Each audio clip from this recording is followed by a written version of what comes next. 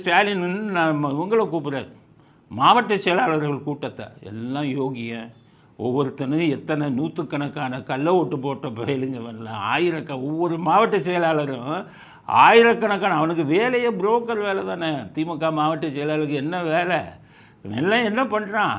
கருணாநிதி சொல்லிடுவார், லிஸ்ட்டு கொடுத்துருவார், இந்தா செத்தவன் லிஸ்ட்டு, அட்ரஸ் மாறினவன் லிஸ்ட்டு, இந்த குடிசை மாற்று வாரியம், குடிசை போலியாக போட்டவன் லிஸ்ட்டுன்னு கொடுத்துருவார். இவன் பூரா எத்தனை பேர் கரெக்டாக போடுறான்னா அவன் அடுத்த மாவட்ட செயலாளராக தொடருவான். ஒரு கள்ள ஓட்டு சரியாக போடலன்னா மாற்றிடுவார். இவன் பூரா யோகிய மாதிரி இங்கே போயிட்டு சொன்னான், தேர்தல் நேர்மையாக நடக்க வேண்டுமா? அட பாவிங்கள, தேர்தல் நடைமுறைக்கு அடிப்படை ஆவணமே வாக்காளர் பட்டியல்தான் என்ற நிலையில் அந்த வாக்காளர் பட்டியலை துல்லியமாகவும் தவறுகள் இல்லாமலும் தயாரிப்பது சுதந்திரமான மற்றும் நேர்மையான தேர்தலுக்கு மிக முக்கியமானது என்பதை இந்த மாவட்ட செயலாளர்கள் கூட்டம் அழுத்தமாக வலியுறுத்துகிறது. தேர்தல் நேர்மையாக நடக்காததுக்கு காரணமே உங்கள் கூட்டம் தானே. அதுவும் சொல்கிறார், ஆதார் கார்டை வலியுறுத்த வேண்டுமா, குடும்ப அட்டையை வலியுறுத்தணுங்க நான் மீட்டிங்கில்.